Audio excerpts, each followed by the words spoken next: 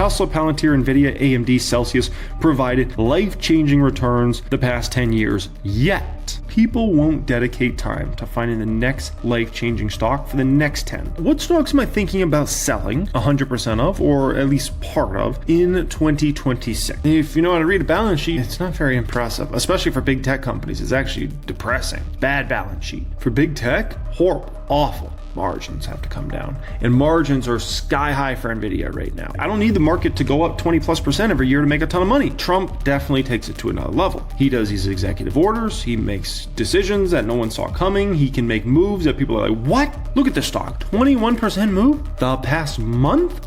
I've seen it countless times where stock just is kangaroo and just doing nothing. It's up, it's down, it's not doing a dang thing. I don't feel as strong about Google long term as I do somebody like, well, look at this, one of the last flapjack flipping videos on the reaction channel for the year. Here we are, ladies and gentlemen. Got a few things to speak about in this one here today. What stocks am I planning on selling next year? Thinking about selling next year. We'll start the video by talking about that and my thought process in regards to that. On my X page here today, I asked individuals what stock they think will go up the most in 2026, and so we'll see what people are thinking. I'll share my perspectives on what stock I think will go up the most and why, and some of the other ones. And then from there, Tom Lee, everybody's favorite bull, he went on CNBC in the past 24 hours. Looking forward to reacting to him, share my opinions and perspectives on this kind of beast clip in this one here today. One thing only I need from you guys before we get rolling here is just hit that little thumbs up button. Let's try to get to at least 10% of people that watch this video to smash a little thumbs up button. Additionally, if you want to be subscribed to the channel, you can certainly subscribe. This is one of the last videos of 2025 I'll be recording on this channel, because the next 2 days I'm taking off. Christmas Eve, Christmas Day, Merry Christmas to all those I'll be celebrating. And then after that, you know, maybe I might record 1 or 2 more videos on this channel for the year, but this is definitely one of the last ones. 2 pieces of housekeeping. One is my private group is closed. If you want to get to the front of the line for when we do reopen it in 2026, you can apply. That will be pinned comment down there. Access to all my courses, Discord chat, exclusive weekly videos, all that good stuff. Other than that, my Patreon is always open. I'll have that linked in the description. That might also be the second pinned comment down there if you want to just see the stocks I'm buying and selling each week. Also, the gold tier does have access to my Become Master of the Stock Market course, so do keep that in mind. That is always open, unlike my private group, which is closed right now. Okay, alrighty. So what stocks am I thinking about selling 100% of, or at least part of, in 2026? Okay, here we go. First off, TSLZ, that will be sold in 2026 at some point in time. I do not know if it's going to be the first quarter, second quarter, third quarter, but it will be sold. My guess is at some point in the first half of 2026, I'll get out of that hedge. That's not really something I want to carry into 2027, just to be honest. Hedges are usually more short-term protection in general for the portfolio. And so at some point in time, I will sell out of that Tesla hedge there. CRM. CRM's an interesting one. If that one went on a huge run in 26, I could potentially sell it in the public account. I don't think I would sell all my shares in general. It's just I haven't gotten to build CRM into the position sizing I want to really build it into. So I don't know. Like let's just say hypothetically, people start becoming confident in Agentforce and what they're doing there, and the stock just starts to go on a run, right? And let's say a lot of these software stocks that have been laggers for the last several years, let's say they really catch a bid in 26 and move huge. I mean, maybe I end up cashing Salesforce. Like, let's say hypothetically it moved to 375, 400 next year. I mean, that would be tempting to maybe just cash and move on from it. But that would also depend on if I had other opportunities at that particular time. If I didn't have new opportunities to invest into, then I would probably just keep it in CRM, right? So that's a lot what it comes down to. If I find some other great deals, then there we go. Fubo, I don't see a very high probability of selling that one next year, just to be honest. I think it could be a great year for the stock overall, but I just don't see moving out of that one next year. And I doubt they get sold to anybody. So American Express, if anything, I want to continue to build that into a big position that I hold for years to go in the future. So highly unlikely I would get out of AXP. Revolve, there's always a potential, but I really like what Revolve's doing with their business model, like the income statement, balance sheet. I mean, I like Revolve a lot, so I doubt I would move out of it.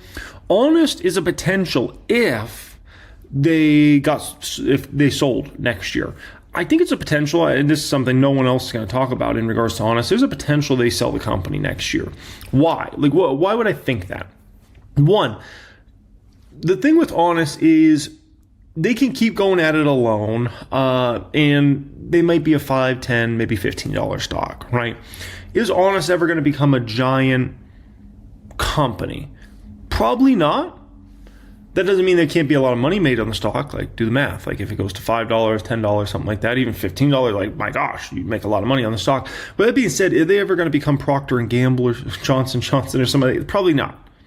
So Carla could, and I'm kind of watching what she's doing with the company. She's streamlined it very well. She's got the balance sheet strong now at this point in time. They've got flipped over to profitability. She's focusing the business on taking the margins up.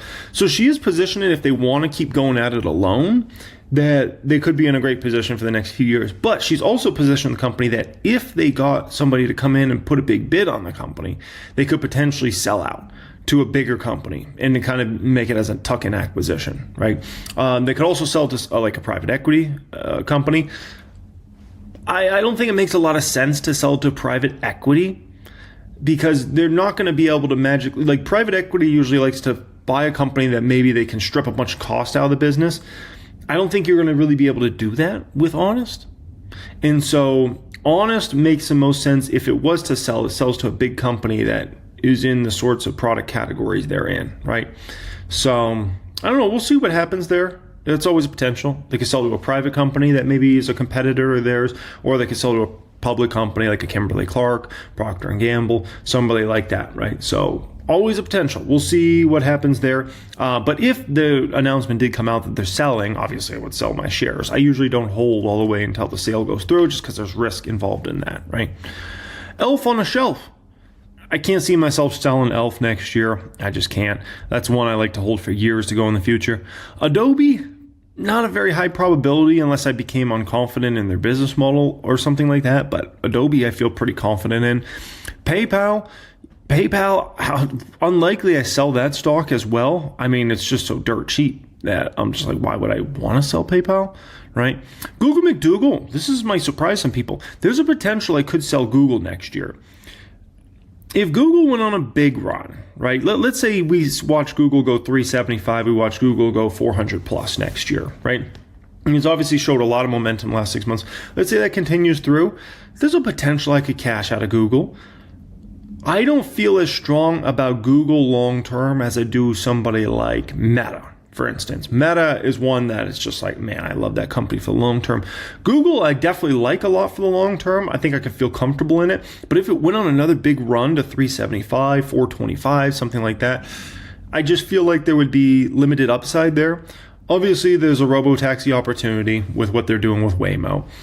That certainly has potential, but that's not as, everybody's way too hyped about that potential. That's like, long term, if Tesla, Google, how much actual profit will they make a long term from that sort of business? I've ran estimates, and long term, these companies that will be big players in the market, probably between $10 and $30 billion a year in profit. That's not as much as people think. People think it's some crazy opportunity. Like basically, you throw a 20 PE on that. Okay, so you're about $200 billion in market cap on the low end there, and you're about, we can call it 60 billion on the high end, right? Or 600 billion, 200 billion to 600 billion of market cap. People think this is some multi-trillion dollar, it's just not. It's going to be very costly to run these cars and these fleets and problems and maintenance and keeping them clean and all that stuff. And so that's going to run up the cost, and that's just something people aren't even factoring in for, right? Accidents, insurance, all that sort of stuff. So, management, I mean, there's a lot that goes in with it, right? Customer service problems, lawsuits, there's a million different things that go on with this. So the moral of the story is here, that business will not be nearly as profitable as people think. It's going to be a good business long term. It's going to be a bad business short term, meaning for the rest of the 2020 it's going to suck. But 2030s and on, as long as you make it through the initial, first few years here of scaling, then, long term would be good, but it's not nearly as good as people think it's going to be. And so just something to keep in mind there. Google search remains in a strong place. Obviously, people are starting to use LLMs more, but Google Gemini is pretty well positioned in the marketplace. YouTube is, really doesn't have a direct competitor in regards to long form content. So that's a good thing for them. And so YouTube stays in a good place. Android won't be disrupted until the smartphone's disrupted. And I don't know when that is. Maybe it's in the 2030s or maybe it's in the 2040s. At some point in time, smartphones will be disrupted, and then that'll be a big risk for Google, as it will be with Apple. But I mean, that's not exactly right now, right? But moral of the story is, if Google made a big run next year, maybe I cash. But once again, do I have something else to put the money into? If I don't have something to put the money into, then I'll probably just hold Google, right? SoFi, can't really see me selling out of SoFi unless it made such a historic run that it got up to a valuation where I was just like, this is silly. Then maybe I would sell SoFi, or at least a portion of SoFi shares, right? And take it down to maybe 1,000 shares like I took Palantir down to. Because remember, I used to hold 5,555 shares of Palantir. Took that down to 1,000 shares now, right? Celsius, can't see myself selling that one. That's a long-term hold. Cake, can't see myself selling that one. That's a long-term hold.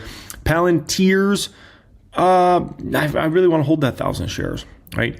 Estee, Lauder. Say it louder for the people in the back. I can't see myself selling that one either. I love those sorts of business models that are almost like subscription type business models, right? People just buy the product again and again and again and again.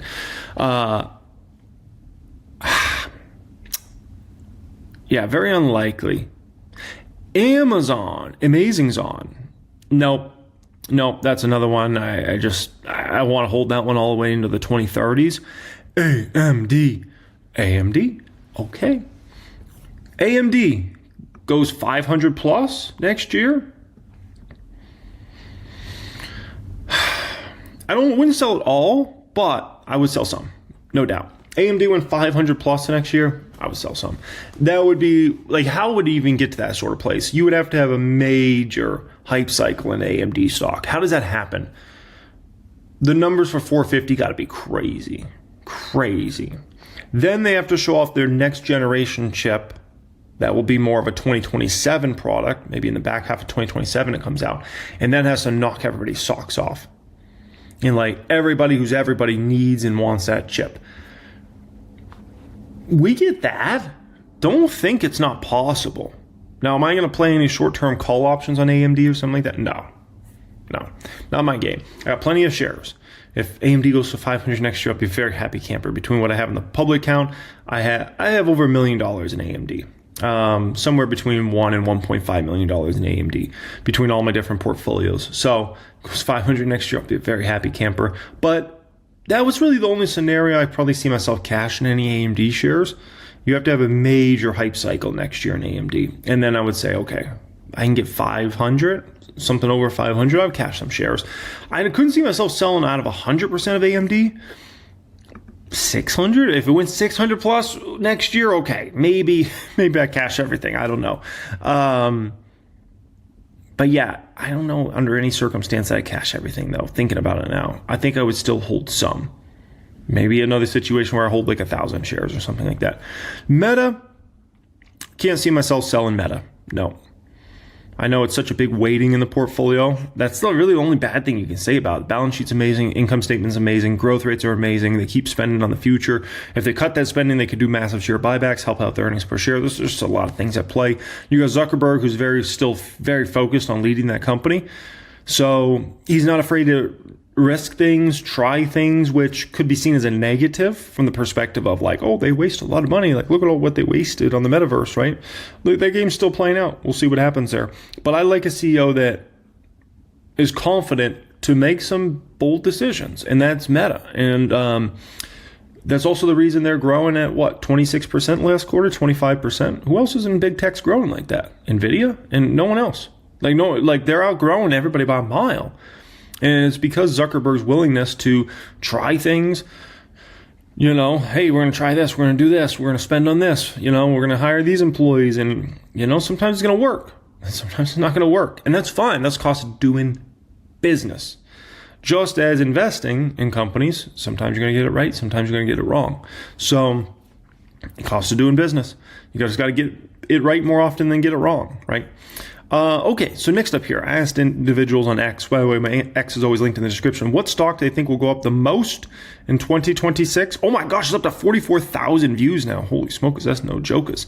This individual says Palantir, Root, Celsius, there we go. SoFi to $50 in 2026. Wow. MU does have a ton of momentum behind them. I will say that. MU's got crazy momentum. Amazon, I'm thinking AMD or Celsius. There's a strong picks there. So, I had to heart this one. This person said, whichever one I just sold. I know there's a lot of investors out there that feel like if they sell, all of a sudden, next thing you know, the stock's going to go up. Not a stock, but the VIX, this person says. This person says the one I don't own. HIMS, that's definitely a popular one. Yeah, so my stock I picked, I said Celsius, right? Why, before we get into Tom Lee, why did I say Celsius? Okay. Celsius is a stock that's still down 50+% from all-time highs, right?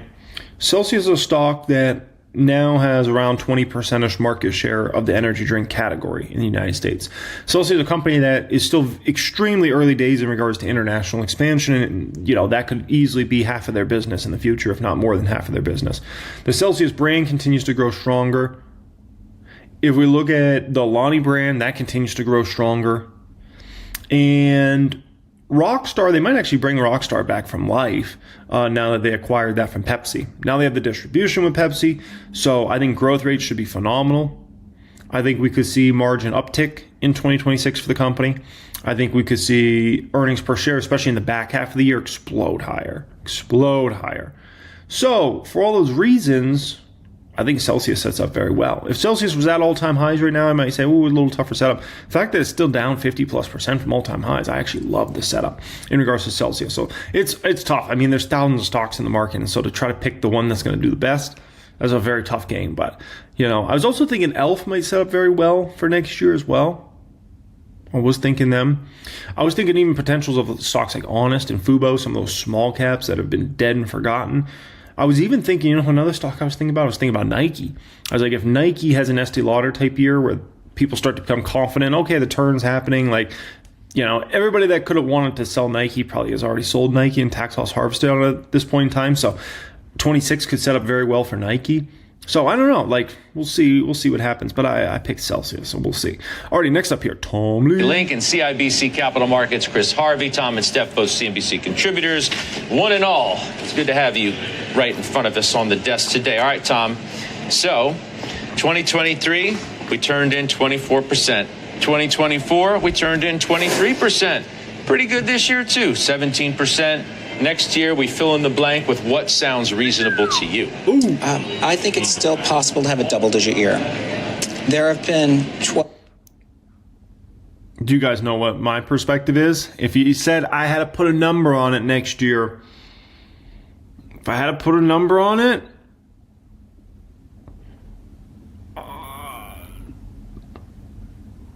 6%. 6%. That'd be my number. I was trying to think 5. I was thinking 7. I was like, I'll go 6%. I'm kind of expecting to be single-digit year next year. I'm not expecting to be a double-digit banger. I'll gladly welcome that if that does happen. I'm not expecting that. So, yeah, I'm going 6%. Which you might say, well, does that worry you? Let's say it only is 6%. No, if it was 6%, that's fine. There's a lot of my companies can do amazing under a 6% return. Amazing. And then if it's a down year, I would welcome that too. I would actually welcome a down year more than an up year next year, obviously, as somebody that's always a buyer of the market. So I can understand if somebody's 80 years old watching this and they're like, I don't want the market to be down. But if you're, under the age of 70, let's just put it that way, you should want the market to actually be down next year, not up. 12 times in the last 100 years where markets posted 3 years of 20% gains. This year hasn't finished yet. Globally, half of the time markets do even better in the following year. So I think next year is a year where the debate's going to be, is the bull cycle over or is it going to extend? I think it's going to create quite a lot of volatility in the first half, but I think GDP growth stronger. We have a dovish Fed. Valuations are reasonable, so I think we end up exiting very strong. Why a lot of volatility in the first half then? Part of it is the Trump tariffs could get overturned. There is a possibility of an extended government shutdown. The nomination and then confirmation of a new Fed chair is going to take 3 months. That could be very controversial. I think all of that happens in the first half of next year. How's that sound to you, Steph? I think that sounds really great. The economy is on solid footing. We've been talking about that all year long. Last week, we got some really encouraging data with regards to weekly jobless claims. Inflation came in a little bit better. We've talked about the H8 Federal Reserve loan growth lending. That's actually at a 9-week high, all-time high for loan growth. That's very bullish for activity overall. The industrial metals are at all-time highs. And you have global central bankers, including the Fed, getting more and more closer to the neutral rate. That's a good thing. And Fed cuts take a while. There's a lag impact, and I think that's going to bode well for next year. And then you have the one big, beautiful bill, $150 to $175 billion going into the consumer's hands, going into corporate America, so CapEx continues. You add it all up, and I think you have double-digit earnings growth. There are some numbers out there that are a little high, like 16, 17% in earnings growth. I'm not there, but I do think you're going to see low teens. Mr. Harvey. I think high single digits is reasonable. Single. I can't get to 10%, 12%, 15 just yet. Right. One of the things that Tom said, I agree with wholeheartedly. The first half, you're going to see a lot more volatility than you have seen in a while. I think people are sleeping on the macro risks, be it USMCA, be it the transition with the Fed. If you listen to Powell, now he wasn't cocky about this. He was very humble. But basically what he said is, I'll see. If you want to know my opinion, it's funny they're talking so much about the VIX and volatility. I shared my in-depth opinion. I talked about a few different things last night on the main channel, Financial Education, for those of you who don't follow me on there. Talked about a few subjects in regards to that video, but one of the main subjects I spoke about at the beginning of the video is my opinion on volatility in next year. Do I think the market's going to get crazy or not? All those sorts of things. I'll see you at the book signing. We have growth higher. We have inflation lower. We're back to neutral. We don't need to do anything from here. And 6 months, if you don't cut rates for another 6 months, that's an eternity in the financial markets. And then the last thing is, I think corporations are going to, after a good year this year, they're going to manage down expectations. As you manage down expectations, that puts a little volatility into the marketplace. And lastly, risk is priced very, very expensively, either in the equity markets or the credit markets. It doesn't take much to upset the apple cart. You want to respond to that? Because it seems like, if not a step-by-step counter in some respects to your view, it certainly is enough of one. I mean, there's going to be more volatility. We're underestimating, maybe too complacent about macro risks that are out there, among other things. What do you say? I mean, I feel good about the macro environment, all the things I just said. And I think it is a consumer that has been resilient. We've been talking about the consumer forever, how they have hung in there. Yes, it's the high end, not the low end. That tends to be the case on a regular basis, unfortunately. I don't think the AI infrastructure CapEx cycle is going to change in 2026, and that's fueling about 3/4 of the GDP growth.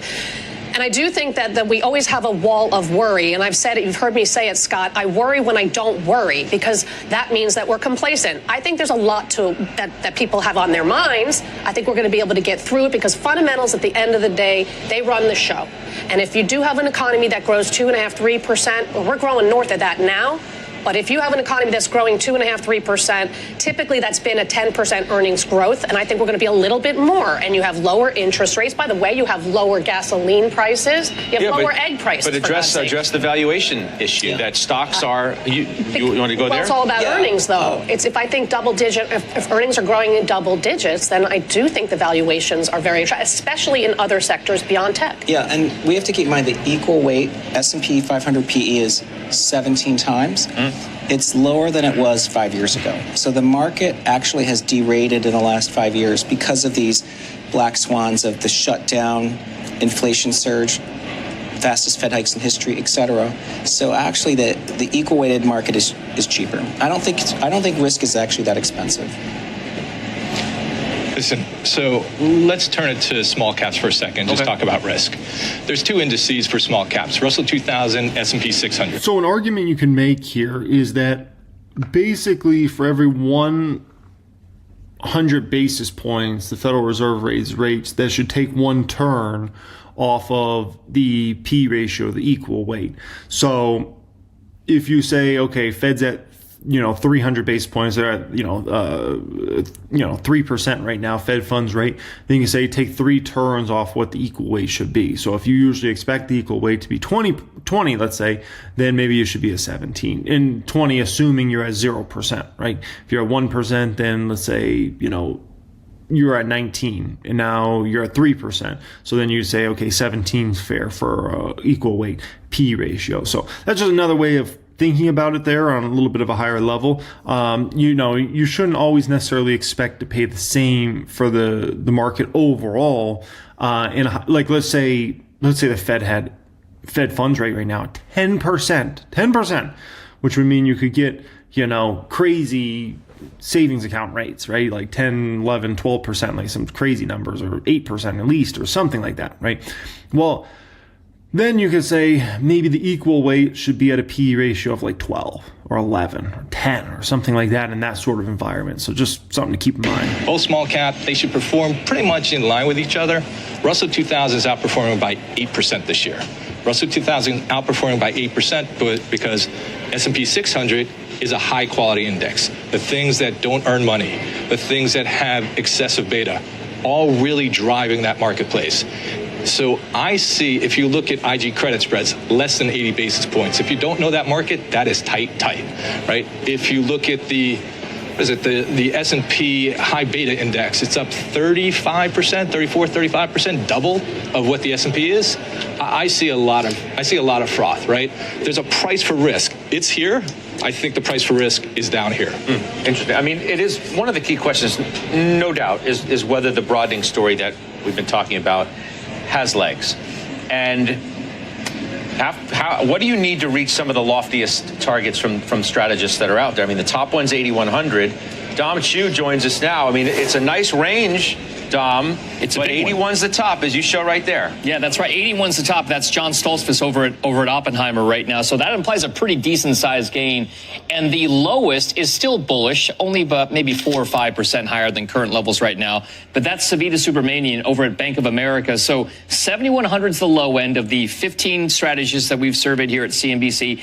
8,100 is the high end. The middle, 76.29, actually implies upside of just about 10% or so from the current levels that we're at right now. So generally speaking, we could get to, if we get to the average target price, a double-digit gain for the S&P 500 by the end of next year. So this is scary. Scary.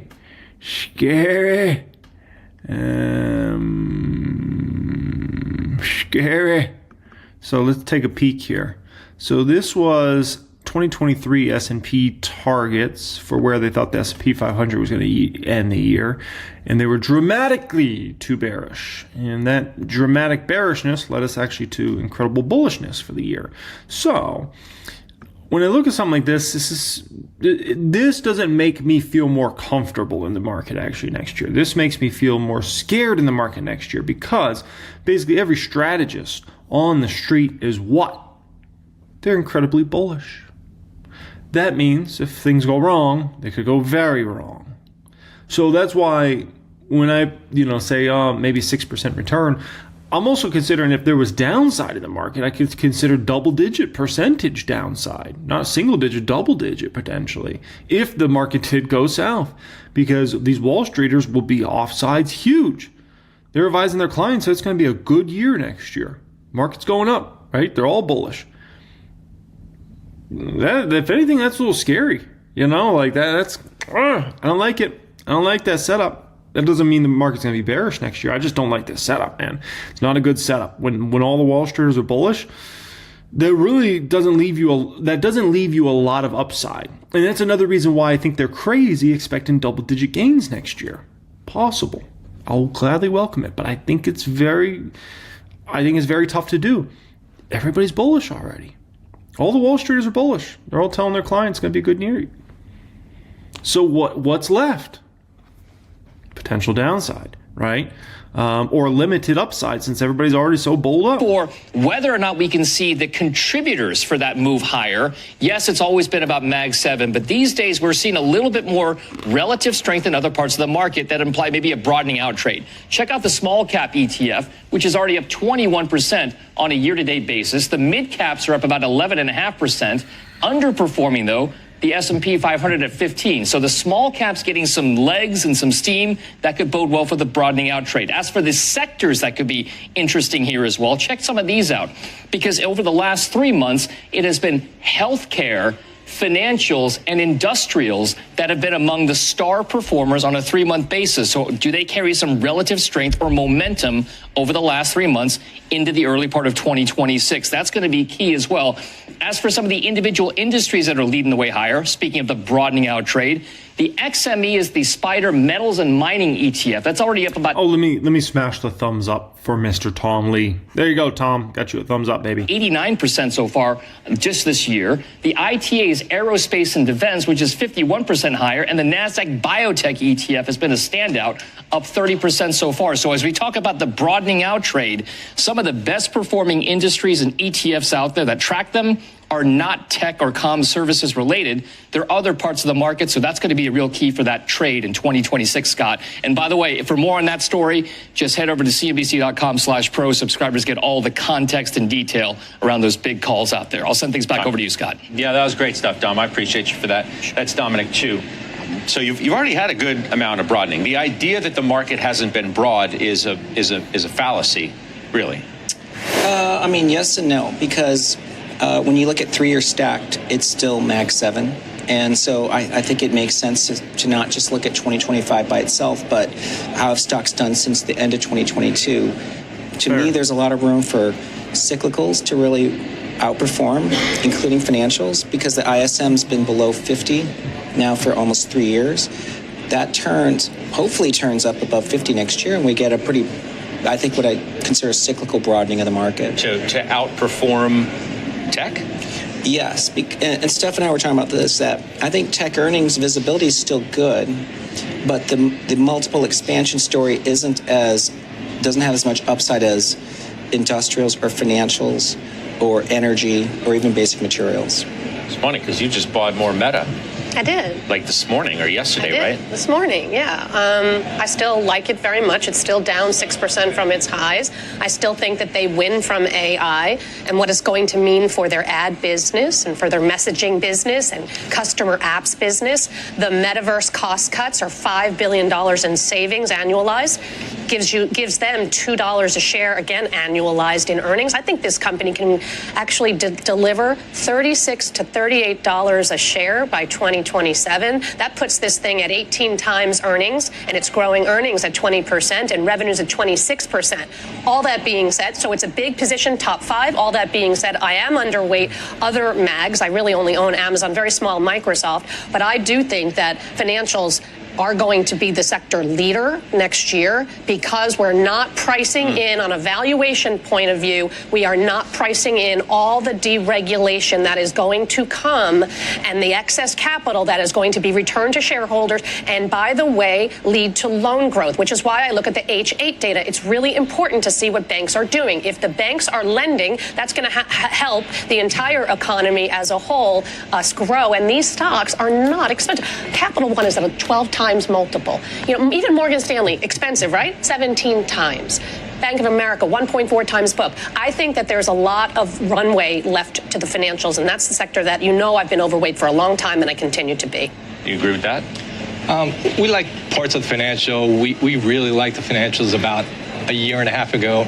Now we're just being a little bit more selective. I agree with some of the broker-dealers, some of the credit card companies, relatively cheap. I think there's some upside. But not the big banks? The big banks are fine. I just don't think they're an overweight at this point in time.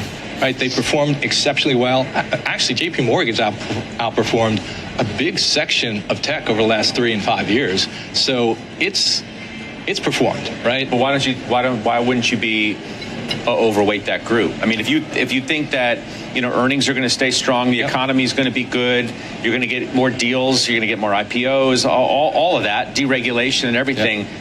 that feels reasonable to expect all of that. It's reasonable. I think a lot of it's in the price. I think they need to either pull back or consolidate. And if they do either one of those, we'll take a look at them. But I agree with Stephanie. The deregulation story has more to play.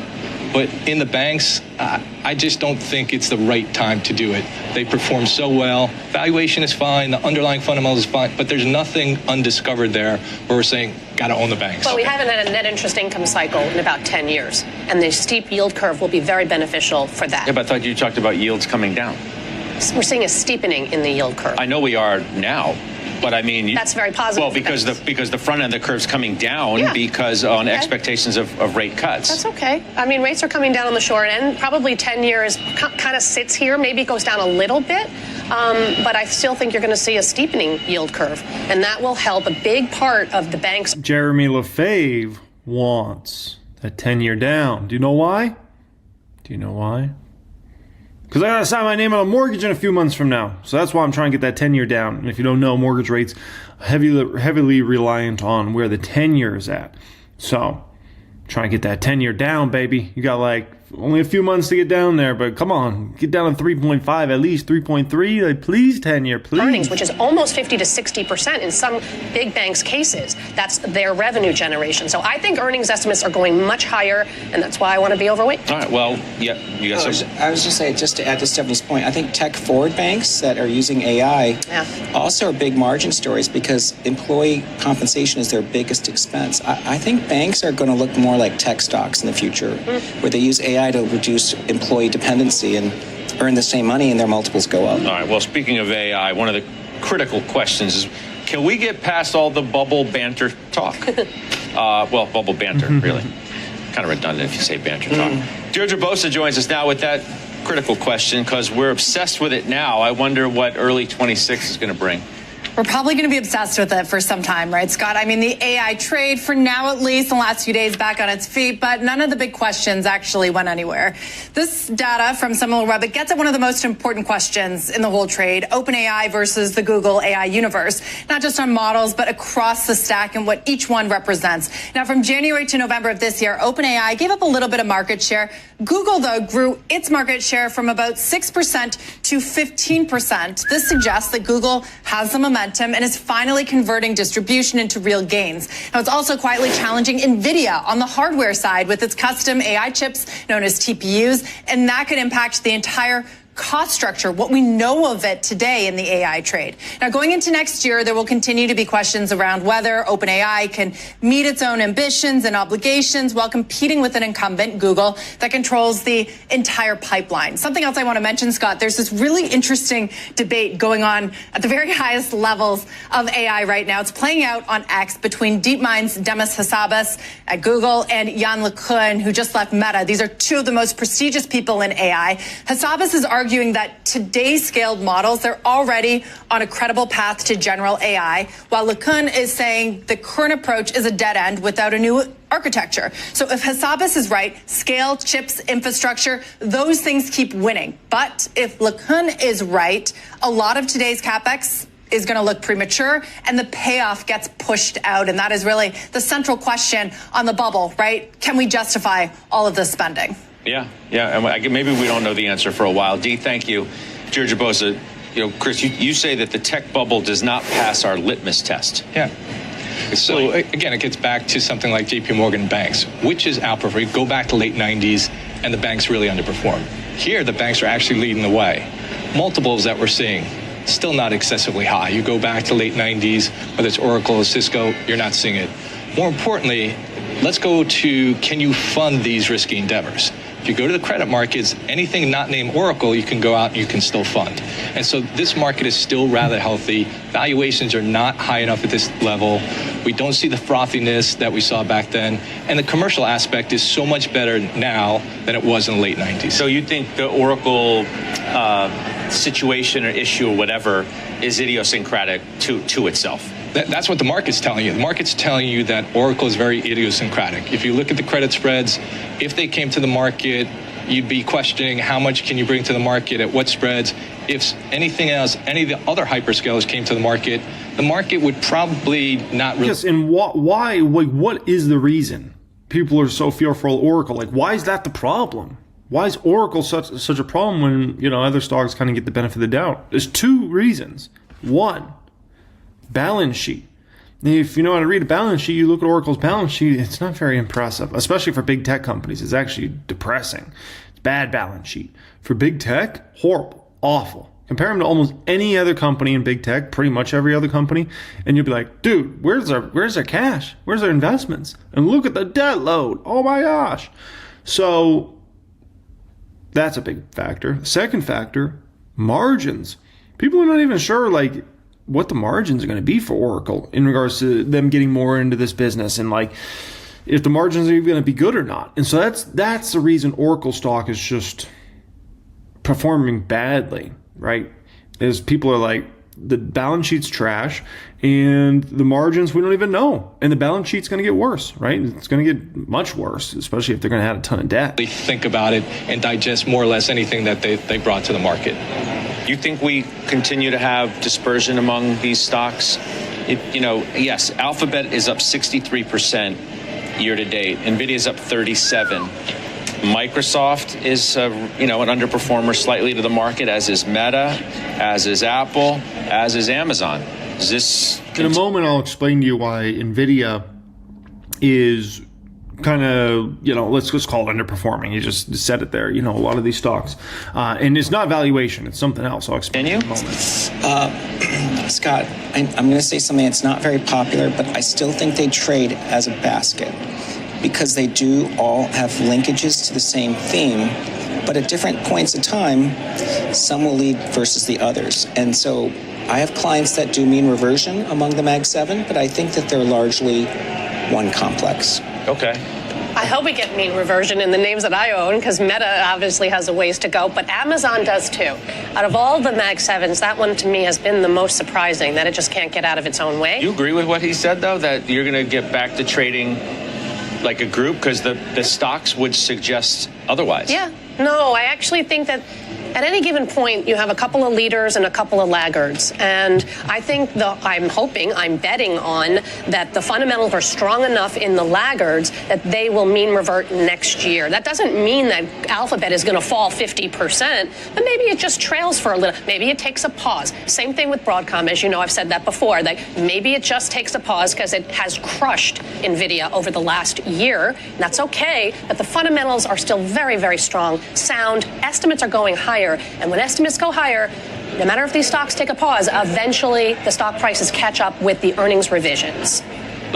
So the issue with Nvidia is twofold here. Okay, one, if you get any sort of flatlining of CapEx budgets in 2027 from the big tech companies, that's going to impact Nvidia more than any other company in the world, right? They need Meta, Google, Microsoft, all these companies to continue, Tesla, like go through the whole list of them, all these AI companies to continue to massively increase CapEx in 2027 and after. We know that all these companies are going to increase, to at least a modest amount in 26 CapEx, right? But 27 is a key year. If they flatline that, it's Nvidia's big growth is over. It's done, right? Growth rates in general might be done at that particular time, right? So that's a big risk. You need Meta and all these companies just keep the pedal to the metal in 27, 28, 29 to keep growing the revenue. Secondly, AMD. AMD finally has a product in the market to compete against Nvidia, right? Which is obviously goes into production the second half of 2026. And so, let's call it the middle to second half of 2026. So as that product goes into production, that's the first real competitive product against Nvidia, and they're going to get more competitive. And so there's a potential here where if these companies do up their CapEx budgets, the portion they're upping is going to go to AMD, not going to Nvidia, which means spend with Nvidia flatlines. Which means Nvidia then in 27, 28 has trouble growing revenue at all. And when revenue stalls, in terms of revenue growth starts to stall for a company like Nvidia, margins have to come down. And margins are sky high for Nvidia right now. Sky high. They're not a low margin business like AMD is. Their margins are sky high. All of a sudden you get that revenue to flatline, margin compression. Ooh, it's an ugly situation. That's why Nvidia stock is being a lagger of the bunch, right? And so it's just important to understand that. Whereas something like Meta, like if Meta all of a sudden said like, hey, you know what, 27, we're not increasing CapEx, we're actually bringing it down. Shoot, Meta stock goes flying, upward. And so that's why I don't really believe these stocks kind of trade in a basket. I understand the momentum, but certain ones will lag. Certain ones will way outperform at a particular time. It depends on how risk off the market's feeling. And so anyways, thank you for being subscribed to the channel. Once again, the private group is closed right now, but if you want to apply to get to the front of the line for when we do reopen at some point in 2026, that will be the pinned comment down there. The second pinned comment down there is if you want to join my Patreon, which is where you get to see the stocks I'm buying and selling each week. We have tiers starting at $7 all the way up to $145. And the highest end tier has access to my Become Master Stock Market course as well, so do keep that in mind. This is the most popular tier here, the $39 tier, where you get to see the stocks I'm buying and selling each week. You can also get to be part of that Patreon Discord chat and all that good stuff. Public count up about $9,000 here as of this morning, $3.749 million. Look at the market in December, essentially. Santa Claus has come to town. He hasn't brought a lot of gifts, but he brought a little bit. Okay, if we look at the QQQ, it's up about 0.5% so far in December. S&P 500 up about 0.7%. But the one big present he brought was for the Russell Wilson. The Russell Wilson is rolling. Look at that, baby. 3% gain here in December. So definitely brought some presence in regard to small cap stocks. The rest of the market, a little bit. Okay, a little bit. No, the VIX has completely died the past month. Look at the volatility index the past month. It is down 47%. Unbelievable. It's like everybody was freaking out and then just no one cared anymore. It's just like, we don't care. We don't care about anything anymore. It's unbelievable. That's the market for you, right? 3 core subjects I want to get into in this video here today. Okay. First one is we're going to talk about the VIX. Is the VIX going to pop again huge in 2026? Are we about to have another drama year in 2026 like we've had in 2025? We'll speak about that at the beginning of this video. I think it's an important subject. Okay. Second thing is we'll talk about some super hot stocks in the market, my opinions and perspectives on those, why those stocks are moving huge, things like that. Third subject up here we're going to get into is how I plan to grow the public count from $3.7 million, where it's at right now, to $7.4 million over the next 24 to 36 months. How would I do something like that? Double that baby on up, right? Imagine a $7 million plus public count. That's where I want to go with that baby, okay? So we'll get into all that in this video here today. One thing only I need from you guys, if you could please just hit that little thumbs up icon, hit that little thumbs up icon. That's all I need from you. Less than 10% of people do it out there. Listen, I got a very dedicated audience. I think about 7% to 9% of you guys do it. So for the 7% and 9%, that's way above the YouTube average. I thank you guys in the biggest way. And if you want to join us and maybe push us up to that legendary category of 10%, I appreciate you for doing that. Additionally, if you want to subscribe to the channel, you can certainly subscribe. 908,000 plus subscribers here on the main channel. 2 pieces of housekeeping before we get rolling here. One is that my private stock group is closed right now. Demand was insane in 2025. We're going to open it back up at some point in 26. If you want to be at the front of the line for when we do open it back up, access to all my course curriculums, exclusive weekly videos, the Discord chat, 1000X, all that good stuff. Pinned comment down there, click on that, fill out a form. We'll put you to the front of the line for when we do reopen in 2026. And then the second piece of housekeeping here is I've released a few videos you might want to check out if you haven't gotten to see them yet. This one has 72,000 views so far. Time is running out. This investor's last chance could save you thousands. That one you should enjoy. That was from a few days ago. This video from 6 days ago, my prediction for the best stocks in 2026 and overall market performance. And then this video here, how to scale to a $10 million plus net worth. It looks like about 71,000 people have gotten to see that so far. It came out 9 days ago. You might want to enjoy those videos when this one's over here today. Okay. Alrighty, let's get rolling here. Will the VIX pop big in 2026, or are we about to have another drama-filled year in 2026? Alright, listen. If you look at what has transpired over the past year, okay, we have a very interesting VIX dynamic. Now, the way to think about the VIX, I know not everybody's super familiar with the VIX. The VIX measures volatility in the market. And basically, think of it like this.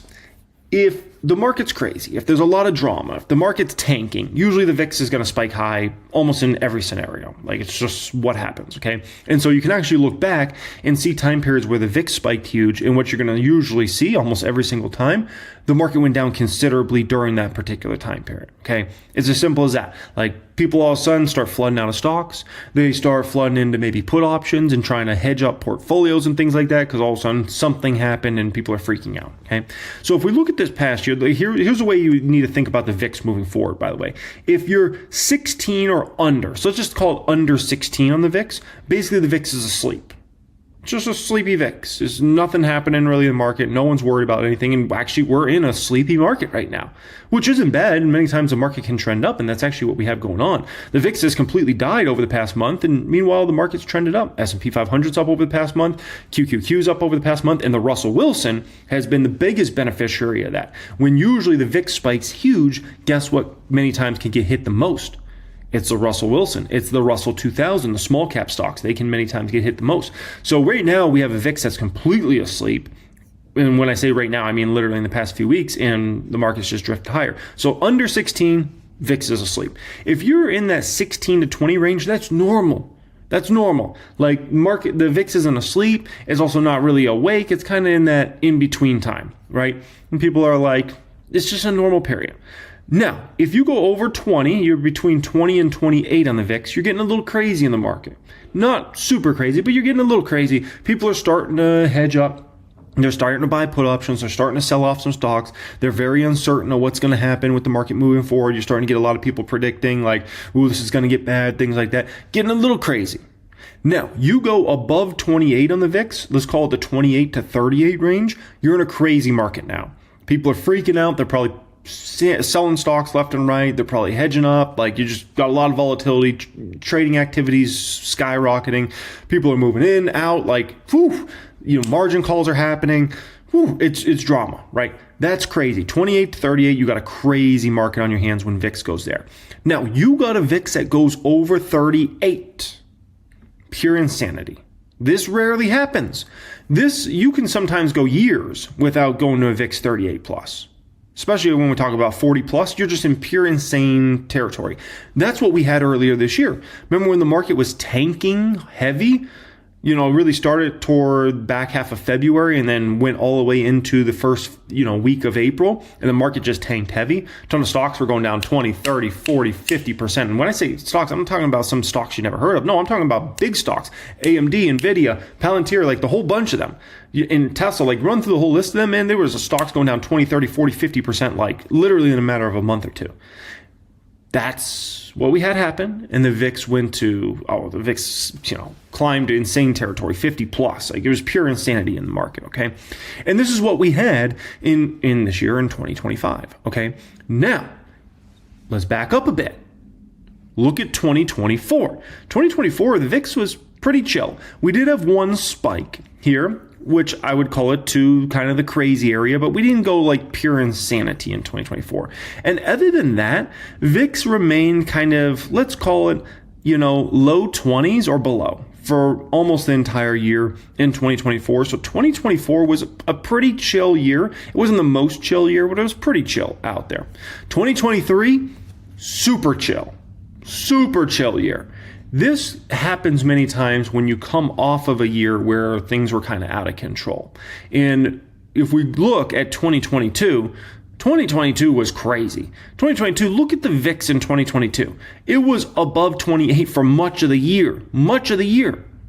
Now, we didn't have a black swan event that necessarily happened in 2022 that made the VIX go to, 55, 65, 70, something like that. But we had consistently a VIX that was 28 plus. We had inflation data that was working against us. We had Ukraine, Russia. We had, the Fed starting to raise rates at the fastest clip. We just thing on thing on thing. Tech earnings tanked. Like, growth, we had kind of a recession that the government didn't call a recession. We had a lot thrown at us in 2022. It was a painful year, extremely painful year for a guy like me. Oh boy, it was brutal. It was no fun. Brutal. nasty year, okay? And we lived at a 28 plus VIX that particular year. And so what ended up happening is 2023 actually ended up being super chill. Like, a lot of times you don't get back-to-back big drama-filled VIX years. If you get a crazy year like a 2022, people just become kind of desensitized for the next year. And so it wasn't like anything, like it wasn't like nothing bad happened in 23. Like we had a few things here and there, but coming off of 2022, everything kind of seemed lame. And so that's the kind of the way I would put it in regards to that, right? 2022 was just a whole situation. Now, if we go back to 2018 was a very interesting year because 2018, VIX was above 20 quite a bit during the year, but it had two huge spikes, where VIX went, let's call it high 30s. One was early in the year, kind of in the first quarter of the year, and the last one was at the end of the year, in the fourth quarter of the year. And in both those situations, VIX spiked huge. So we started the year in Q1, crazy VIX spikes. We ended the year in Q4, crazy VIX spike. And other than that, VIX was asleep for part of the year. Then VIX was kind of 20 plus, but there was two major spikes in regards to 2018. So coming off of kind of a craziness of 2018 with two huge VIX spikes, what happened in 2019? We were chilling. We were chilling like a villain. Look at the VIX in 2019. Nothing, man. Nothing. Like the biggest spikes you had were kind of in that little 20 range there, but much of the year was 18 or under. Look at how much was 18 or under in that year, and look at how much was 16 and under during 2019. You want to talk about a year where the VIX was just absolutely fast asleep? Look at 2019. Now, do keep in mind what happened the next year. Crazy VIX. So 2020 was a whole situation. Everybody that was in the market, you know what I'm talking about. Like that was a crazy VIX, like one of the craziest VIXs you've ever seen in your life. Like, that was insane, right? But 2019, we were chilling. We were making money left and right. You want to see how much money? Here it is. Look at the returns. Look at the returns while the VIX was dead, down 44% that year. The S&P 500 returned 29%. The QQQ was up 38 flipping flapjacking percent. You got to be, oh my gosh, that's a holy smokes. This ain't no dang jokers, right? Incredible. Now, if we're thinking about 2026, it's very possible, I would call it likely, no guarantees. Remember, in the stock market, ladies and gentlemen, there's a range of outcomes. There's no such thing as a certainty. There's no such thing as for sure it's going to be this way. There's a range of outcomes. 2026, VIX could spike huge. Market could tank, blah, blah, blah. Not likely, but it's possible. The most likely probability, in my opinion, in 26 is the VIX has a chill year because 25 was a crazy year. The chances you have back-to-back crazy VIX years, once again, possible. It's a stock market. You never know what can happen. Black swan events, things that you never saw coming. It's all possible, but it's not super likely. You don't usually get back-to-back crazy VIX years. And we just had a crazy VIX year here in 2025 with a whole lot of drama. So it's very, very possible that the VIX chills and we have a market that gives us single-digit returns, which isn't that exciting. I understand, right? Now, some people might say, well, why wouldn't the market go a double-digit percentage? Because let's say, for instance, we had a 2019 type year where the market chills, right? The VIX chills and it's just asleep. Why can't we have the Qs up 38%? Listen, that's possible as a range of outcomes, but not super likely. Why? If you look at 2018, the market was down. Market went down considerably. A lot of tech stocks had gotten wrecked in 2018, especially in Q4. So when that bounce back happened, right? When the bounce back came, it was a lot of making up ground. Let's just call it that. That's not the situation we have. The S&P 500 over the past year, even though the VIX died, the S&P 500 is up 17%, and the Qs are up 21%. So that's why I'm saying, if the VIX chills in 2026, right, and the biggest, moves to the upside for VIX is maybe into the 20s, I don't expect a 20-something% return for the market. I think single-digit returns are very possible, and that might put some people to sleep. For me personally, as a long-term investor, I don't care. I just like making money. Pay me my dividends, have my stocks appreciate. I don't need the market to go up 20+% every year to make a ton of money. If my companies do phenomenal, they're going to go up considerably, regardless of, if the market's up 5% or 25%, right? Like 25% certainly helps in the market, but it's not necessary. Now that leaves me to T-Man. Let's talk about Trump 1.0. Let's talk about Trump 2.0, okay? Trump is a major figure in regards to stock market. I mean, all presidents are to a certain extent, right? But Trump definitely takes it to another level. He does these executive orders. He makes decisions that no one saw coming. He can make moves that people are like, what? Trump is doing what? Trump said what? Is that even legal? Is that even possible? Like, this happens on the regular basis with Trump, right? And people are like, wait, what's going on? This is insane. So if we think about Trump 1.0, right, his first presidential term, every other year was drama, essentially. It was almost like Trump would have a year where he would be like, okay, we got a lot of drama going on this year. Like, we're going for it, right? And other years, he'd kind of lay back. And the market would just kind of drift higher and wasn't that concerned about whatever Trump was doing. So 2017, his first year in office, was actually a good year for the market, and actually VIX was chilling. Didn't have nearly as much drama as people thought. People thought like, oh, Trump got elected. Oh, it's going to be crazy. And in 2017 actually was just a good money-making year with not a lot of drama, to be honest. 2018, things got crazy. Trump started fighting with a lot of countries. You had tariffs, the Fed. Trump wanted the Fed to make certain moves, kind of like what's happened this year. They wouldn't make certain moves. It was a very drama-filled year in 2018. That's why we had two huge spikes of the VIX in 2018. 2019, Trump kind of took a back seat for the market, and market just drifted higher, and wasn't a lot of VIX. Wasn't a lot of volatility in the market, and as I showed you, it was just a good year. And then 2020 certainly was a crazy year. Now, 2020 is one of those years, certainly something happened in 2020 that he couldn't control. So we don't know if it would have been a crazy year in the market in general, or if it just had to do with Rona. We'll never know that, right? You can't play it out again. So now he comes in office. 2025 was an insane year. Crazy, right? Unlike 2017, where he came in and actually was a little chill in that first year, this was like he hit the ground running, and he's like, we're doing this, the tariffs, the Liberation Day, this, right? Craziness. So it was a very different thing. But if we're thinking about the every other year drama show, then 2026 might actually be a little sleepy, right? Very, very possible. And then 2027, we wake up again and we get a volatile market. So that's very, very possible in regards to this matter. So keep in mind, do not bank on anything. Do not bank on anything. Do not bank that 2026 is going to be a year where that isn't going to be nearly as crazy as 2025. Be mentally prepared for whatever. Be mentally prepared for 2026 to be a crazier year than 2025. Way more volatility. Probably not happening, but just be mentally prepared just in case, right? Make sure you're in the type of companies that you feel comfortable investing into regardless of the year. I think VIX will probably be sleepy this year. And when I say this year, I mean 2026, then 2025. Possibility it's not. I'm ready for whatever. Send the VIX to 100 next year. Whatever. Whatever, we'll deal with it. We'll cross that bridge when we get to that bridge. My thought is 2026 will be chill. Maybe 27 will be crazy. We'll see. If it's not, we'll cross that bridge when we get to that bridge, man. We'll deal with what we got to deal with when we got to deal with it, okay? Main thing is you just got to prepare. You got to prepare ahead of time. That's the main thing, okay?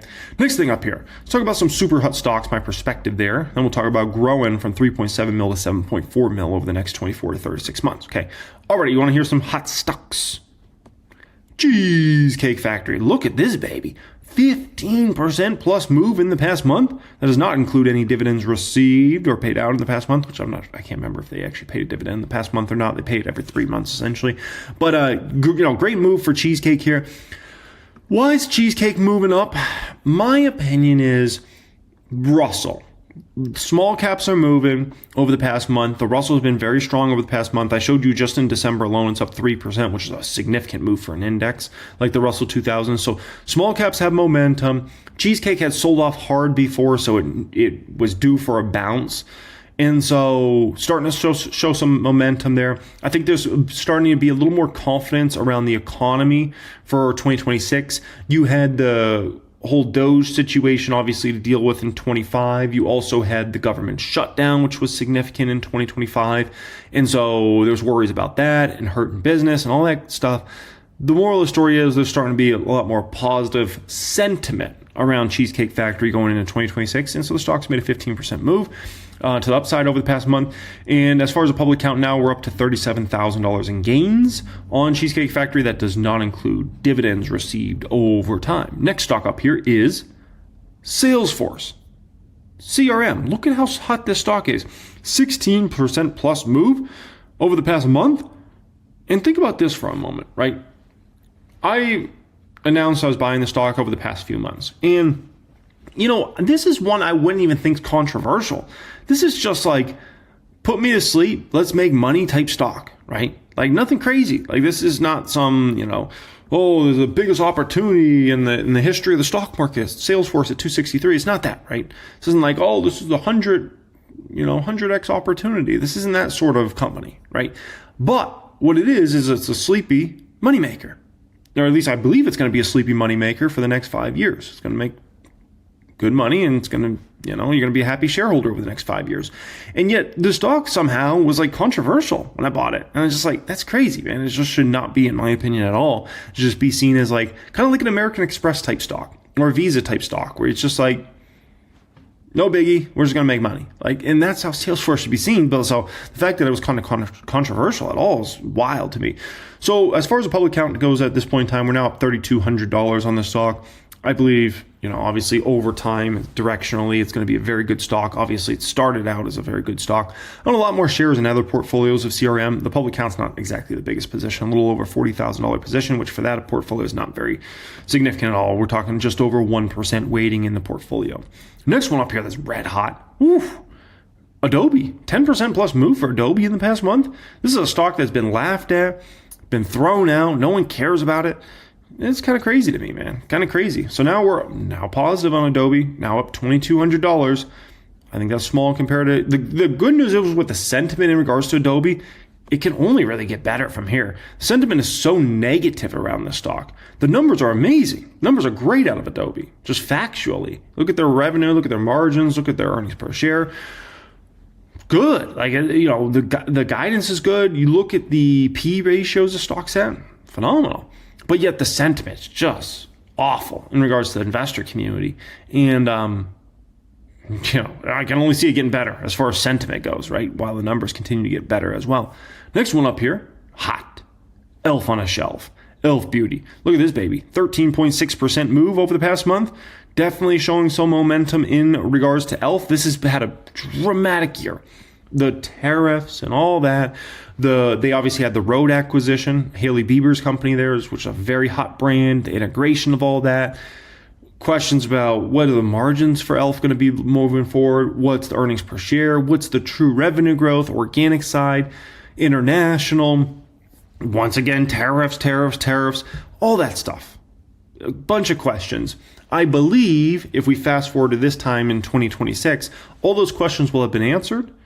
And then you got to have nothing left at that point in time. And so Elf, pretty exciting. I think you're starting to see some momentum obviously come into that stock. And once again, kind of gets put into a little bit of that. It's got a little bit of a smid, a little small, maybe even medium cap type stock, but kind of still people view it as a small cap stock.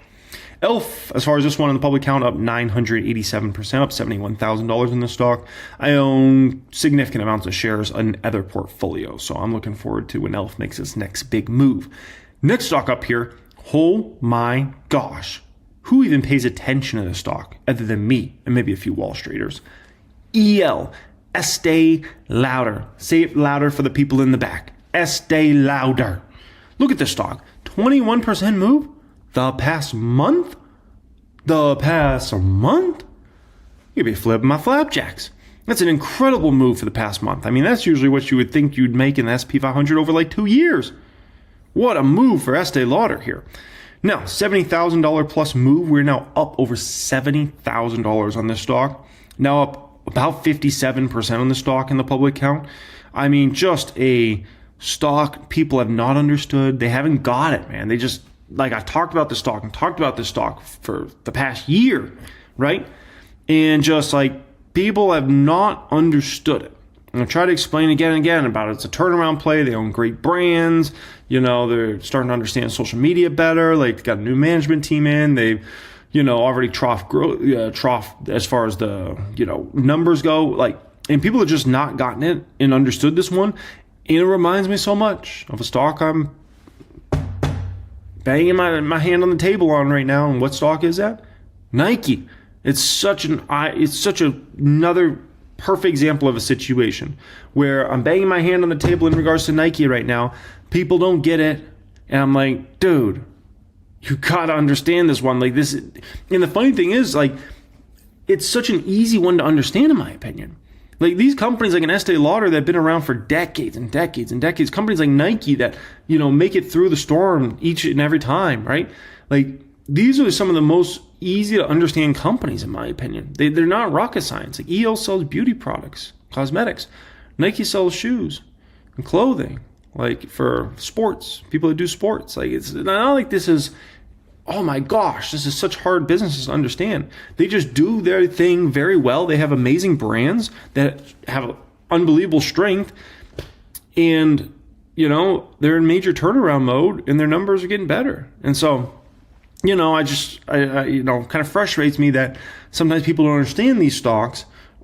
When I'm like, I look at them and I'm like, geez, these are like most easy business. It's not like they're trying to fly to outer space and mine asteroids out there and like send it back to Earth. Like, no, we're not talking about building solar panels to, surround the sun.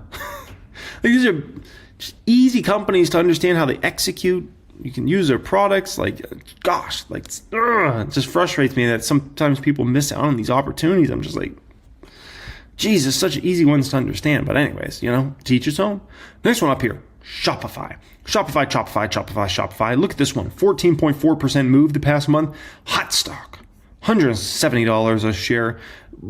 My opinion is the most underrated big tech company in the world. When we think about those $100 billion plus type companies, most underrated one. The one that doesn't get talked about. We get so caught up in the Mag 7, the $1 Trillion Boys Club. We get so caught up into those that sometimes you forget about something like a Shopify here that just continues to grow their business at a fast clip and remains very, very asset light, right?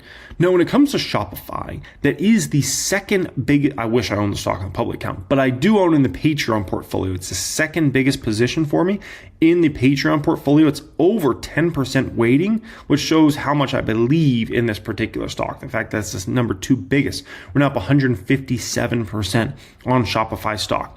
If you want to see every stock I buy every single week, join my Patreon. That will be linked in the description area down there. My Patreon.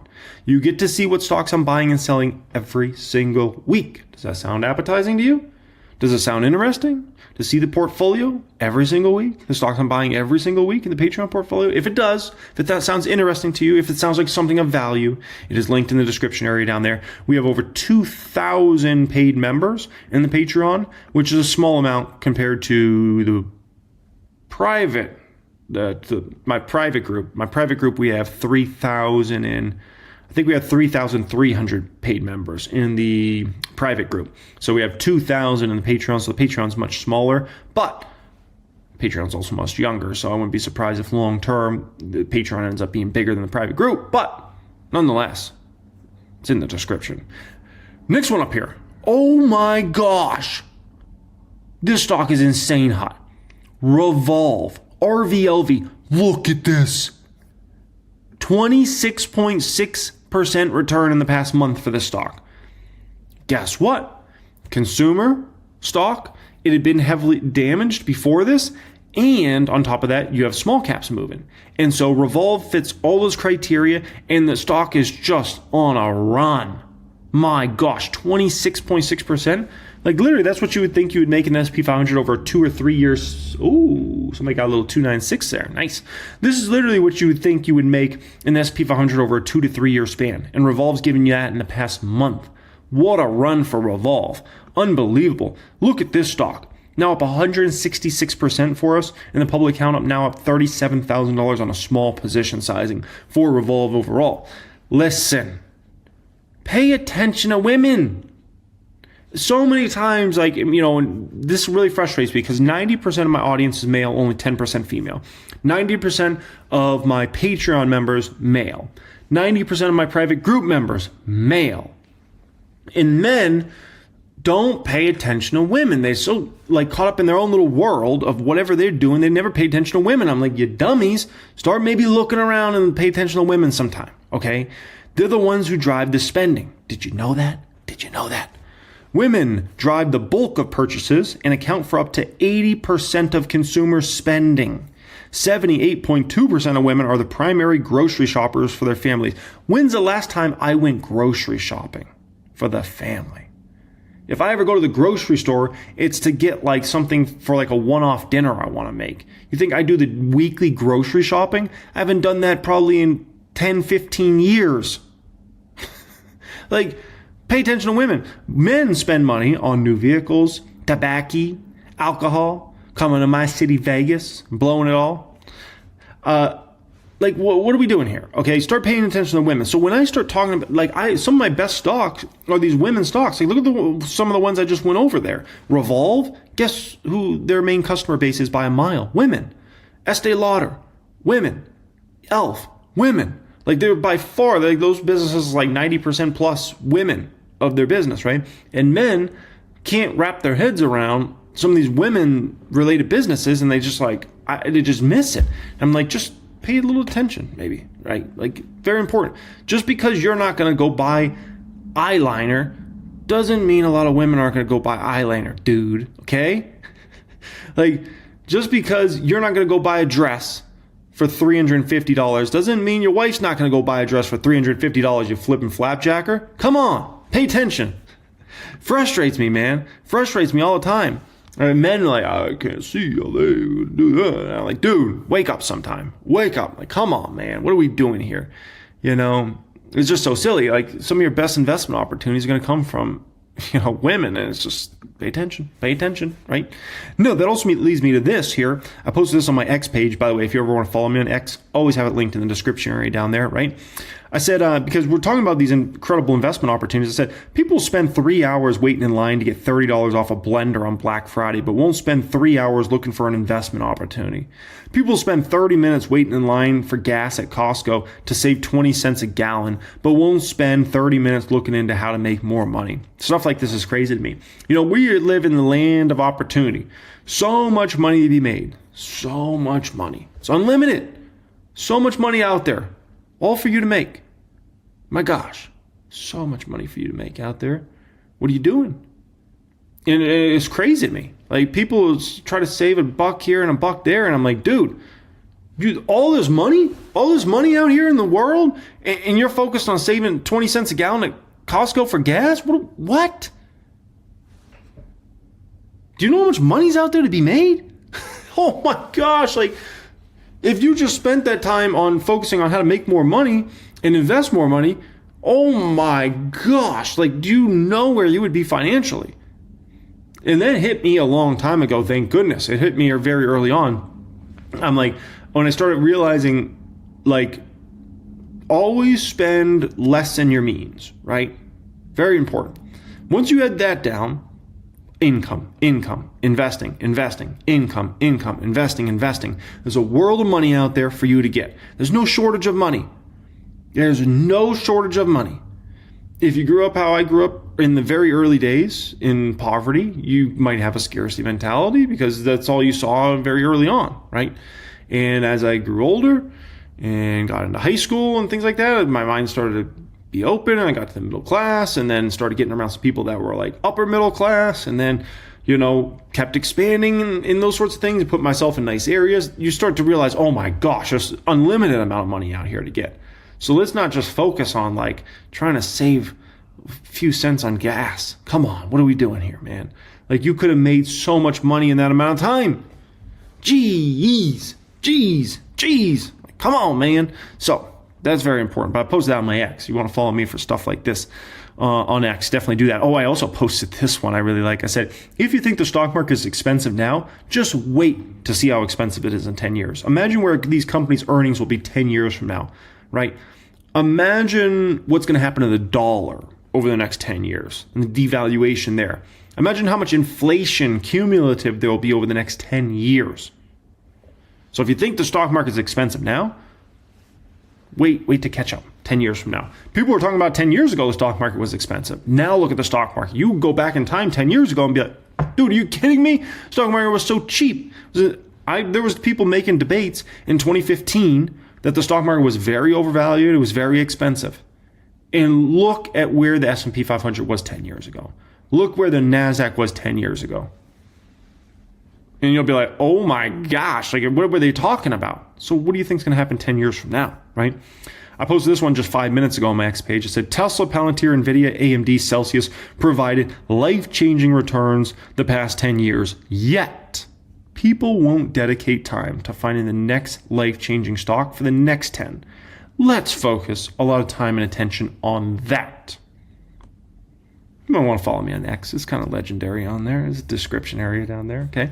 All right. Let's talk about how I'm planning to grow from 3.7 million to 7.4 million in the public account over the next 24 to 36 months. Okay. So first thing is that might sound crazy. It's a big number, right? A double up. Listen, great things are possible. Look at the public account where that baby was 3 years ago. Yeah. $976,000. Literally December 28th, 2022. $976,000. Today, $3.754 million, right? Almost a 4x in 3 years in regards to public account. Now, over the next 3 years, I'm not trying to do that, right? That was a very different circumstance there. I mean, that was coming off of a market that was very heavily damaged, obviously. And so to take the public account and go ahead and basically almost kind of 4x it over that time, I would call it a lot easier than what it will be over the next 3 years. Let's put it like that, okay? Because we came out of it's always, in my opinion, it's always easiest, and just mathematically, it's always easiest to make a lot of money over the next 3 years coming out of a bear market, right? So just keep that in mind. We haven't been in a bear market. Now, patience is going to be very important here. I'm not going to trip. If the market's bad in 26, the market's bad in 27, I'm not going to fundamentally change my whole approach to the market. I stick with my game plan. I stick with my blueprint. GVD, 1, 2, 3, growth, value, dividends. Execute on my game plan. Great companies, great pricing. Take advantage, right? Have some hedges here and there. But I'm not tripping. If the market doesn't go up single-digit percentage like I think it will next year, and it goes down single-digit percentage or down double-digit, that's fine. It's cool. I'm not tripping. I'm not getting impatient with it. Stick to my blueprint. Stick to my game plan in regards to that. Okay. Next up here, you got to keep in mind a stock or a portfolio, and I've seen this countless times in my 17 years in the market now, a stock or a portfolio can be dead for 6, 12, 18, 24 months. And then, boom, makes an explosive move over the next 6 to 12 months. I've seen it countless times where a stock just is kangaroo and just doing nothing. It's up, it's down, it's not doing a dang thing. And then all of a sudden, in a 6-month span, it doubles up. And it's like, what? Stock hadn't done a thing forever. And then all of a sudden it does a double up. Like, what in the world's going on here, right? It happens all the time. All the flip and flapjacking time, right? The thing is, you don't know exactly when the move's going to happen. You have no clue. You could be in a stock and the company's executing great. It's at a great valuation and it's just not moving. You're in the stock for a year and a half. And you're like, dude, this stock is cheap. The numbers are great. Management team's great. The business model is great. And yet the stock just does nothing. And then all of a sudden, you get out of it, and over the next 6 months, boom, 125% gain. You're like, what? I was in that stock for 18 months. I get out, and then 6 months later, it doubles up, over doubles up. Like what? It happens. It happens. Happens quick. So do keep that in mind as well, right? So mathematically, how do we pull this off? One, Meta. Meta is the most significant position for the public account as far as the dollar terms, right? It's over $1 million position. So is it possible Meta could go to $1,200 to $1,400 over the next 36 months and I can make $1 million right there alone? Possible. Very possible. How do they do that? They have to keep up 20% plus revenue growth. If they do 20% plus revenue growth a year for the next 3 years, and they don't go too out of control with the spending, right? Zuckerberg doesn't go too insane. We could be looking at a situation where Meta could approach a $1,200 plus number, right? And we get a double up on that position alone. And so right there alone, you get $1 million. Okay, so we got $1 million. AMD, is it possible AMD goes 600 in the next 36 months, right? So we get another $1 million out of AMD here in terms of gains. That's very possible. If their 450 series sells as strong as I think they're going to sell, right? Lisa Sue's talked about basically for the next 3 to 5 years, growing at a compound annual growth rate of 35% top line. If they do at least that, if not a little stronger, I think there's a potential that AMD could go 600. I believe they should get a nice margin uplift each year over the next 3 years as well. and earnings per share should skyrocket for the company. So as long as they do that and AI continues to grow at a very strong pace and companies start to make money off AI, that's a big thing. If we can see companies start to really make money off AI over the next 12 to 24 months, it'll give so much more comfort in regards to all this AI spend. That's the biggest thing that's giving discomfort is all these companies are spending fortunes. And yeah, there's a lot of people now using AI, whether it be Google Gemini, whether it be ChatGPT and what OpenAI has for products, whether it be Grok and what X is doing, XAI is great. Okay, but people are looking like, and you got Copilot from Microsoft, you obviously have Agentforce from Salesforce, but you don't have a lot of companies really making that much yet. You just started to get a little lift in regards to AWS growth. They went to 20% revenue growth from 17%, so that's good. Meta's now accelerated revenue growth to 26% in the latest quarter on a constant, I think it was a constant currency basis, or 26% in the latest quarter. Good, but it's not enough. We need to see much more revenue growth and maybe even some profit growth over the next 12 to 24 months. And then there's going to be more comfort in regards to, okay, people will keep buying the AMD chips, will keep buying the Nvidia chips for years to go in the future, right? So is it possible AMD goes 600 and we get a mil there? Yes, it's possible. So now we got to get 1.7 mil from the rest of the portfolio, right? So let's say 3.7 mil minus 1.6 mil, because that's what those positions are as far as size right now. Basically, that would leave $2.1 million in the public count. So at that $2.1 million, I would need to get a 76% gain on that over the next 36 months. Not easy, but possible, right? Possible. And then that would put me at my $7.4 million number.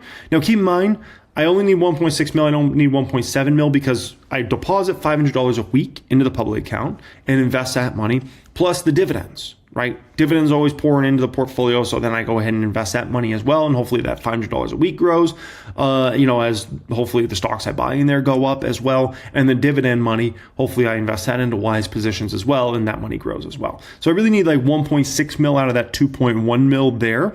So what else do we have here as far as potential gainers? Amazon feels like it's on the plateau of like going for a big move. Like it feels like it's like right there and it's ready to make a big move. Very attractive valuation on Amazon on a trailing 12-month P basis, forward P basis. Stock's very cheap compared to where it historically trades at. AWS growth is accelerating. If you can see continued AWS growth acceleration in 26, I don't see them keeping Amazon in those 220 or below range. I just can't see it. If they keep it, if all of a sudden next quarter you see 22% AWS growth, 25%, 27% as the year goes along, I think we'll see significant upside for Amazon stock. So that's my opinion there. Palantir is a wild card. Palantir I could see being dead money for the next 3 years, and we look out and it's still around the same price it is right now. But if they kept growing at, let's say, a 40+% revenue growth clip, 45%, 50%, there could be upside in Palantir over the next 3 years. But that one's a wild card. That one I'm very unsure about because the valuation is so rich on it right now. If the valuation wasn't so crazy as for a forward P and 2 year forward P, then I would say actually there's significant upside. But the two is ran a lot, man. Estee Lauder, I think I see the stock going 300. Honestly, the way I'm starting to see this turnaround, I'm like, I think it's possible. I think 300 is a possibility over the next 36 months. That category has been down and out. Between the category coming back and the business model just being more well run, like remember this used to be a $370 stock a few years ago. So for them to get back to 300 here by the end of the decade, I don't think it's a stretch. Celsius, I can see that stock going to 100 plus. Its all-time highs right around 100 or just under 100. I remember it was like 96 or so. And that one, if we think about where the business model is now, never mind where it's headed over the next 3 years, I think you'll be by far and away the strongest we've ever seen that business model in general. Drink giant on the way for Celsius. I mean, they're already there. They're already at 20% plus market share for energy drinks. That's insane for the US, right? Cheesecake Factory, that stock I can see going 100 plus in the next 3 years. When we think about the growth there, as people understand Flower Child, North Italia opportunity better, people begin to understand how revenue growth accelerates in 26 and in future years, and the earnings per share and margins go up even at a faster clip. So Cake, I can see that one excel. Like they're trade way too cheap on a forward P basis as well. So I think it'll get forward P lift, trailing 12-month P lift, and I think you'll also just see better growth rates out of Cake in future years as well as North and as Flower Child become bigger components of the business. Nike, that's a stock I think it's obvious to me the turnaround's already going on, and it's going well. North America already looks strong, and that was a market they focused on first. I think you'll see China come around, Europe come around, Middle East and Asia in general come around as we go throughout 2026. And I think by the time you get to this point next year, every market can be positive. Every market's positive for Nike. Oh my gosh, look out.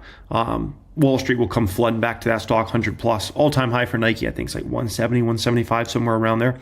Google McDougal, wild card in regards to Google, it's climbed a lot. I think it does have more upside over future years, but the question is how much? SoFi's a wild card as well. That's one that definitely has potential over the next 3 years. The growth rates are phenomenal. But a lot also comes down to, do you have a big recession in the next 3 years? They're banking related, right? FinTech banking related. That could definitely hurt the company. PayPal, 150 plus. I can see that over the next 3 years. The valuation is dirt cheap on this one. They're getting into banking as well. I could see them potentially accelerating growth rates over the next few years now that they're getting in banking.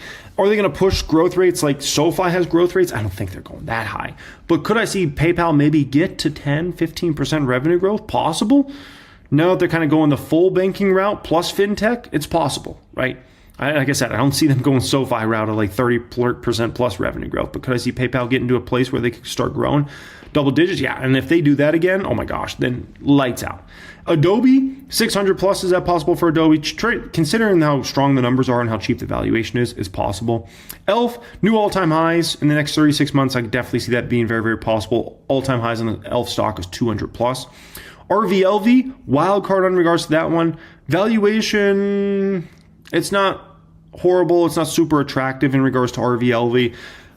In regards to them, I mean, the income statement is phenomenal. The balance sheet's phenomenal. Consumer gets stronger over the next few years. There could be upside for Revolve, right?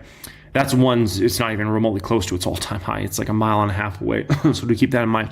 Honest, $10 plus I could see in the next 36 months or bought out. It's possible somebody ends up buying them out in the next couple of years and Carla sells the company. We'll see. And obviously the board of directors as well. American Express, 500 plus is definitely possible for that sleepy stock, and that's just Moneymaker. Fubo, $10 plus is possible. I think even by this time next year, people will understand Fubo. I think no one understands it right now. No one understands what the growth rates will be, the margins will be, profitability will be. I think by this time next year, people will get it. Never mind 2-3 years from now, right? And then as far as Salesforce goes, CRM, 400 plus is possible in my opinion in regards to Salesforce. So definitely significant upside potential here for these sorts of stocks, right? No, think bigger picture here. I saw something on Instagram today that was very interesting because we always got to remember like our why. What are we doing? What are we going after here, right? And I saw this post. In 2007, this was 85-year-old Edith Macfield's home that she refused to sell to developers, and they started building this big structure around her. I don't know if it's an office or a parking garage or what the heck this is. I'm guessing it's probably some sort of parking garage for some sort of building or something, right? And her house is right there. 2011, sadly, Edith passed away in 2008, actually, and left the home to the building manager who cared for her, which is interesting in regards to that, right? And then it was just interesting reading the comments because you know, your why is going to be different than my why and why we're climbing these ranks and why we're doing what we're doing, right? This person says she probably raised kids in that house, had a long, beautiful marriage. Being able to walk into a room full of memories is worth more than $1 million, this guy says, right? This person says, too bad she didn't take the $1 million offer. She could do something nice for herself, they said, this person, right? This person said, should have just taken the money and traveled around the world. Fair. This person says should have sold, to be honest, right? Yeah, you think like if she did sell it for $1 million, like she could have helped a lot of kids in need. A lot of kids grow up, you know, in very rough situations, put up for adoption, you know, no parents in regards to them, right? Just, you know, I don't want to get into that whole situation. You got a lot of kids that obviously are like terminally ill or like have very bad health problems and things like that. Like there's a lot of things you could have done with $1 million to potentially help, but that's not our decision to make, right? That was her decision. And so your why is going to be different. Like, and that's why we're all playing this game, is to do whatever your dreams are. Maybe your dream is to have a house like Edith and be able to, you know, hold out in it. Maybe your dream is to travel around the world like that person said, right? Or give money to charity or do whatever, right? Live in a certain type of house or neighborhood or cars or whatever it is. The moral of the story is, whatever your why is, just understand what it is, right? And then get focused on building and growing so you can hopefully get to your dreams where you're trying to go and live the life on your own terms and the life you want to live. You know, that's all you can ask for.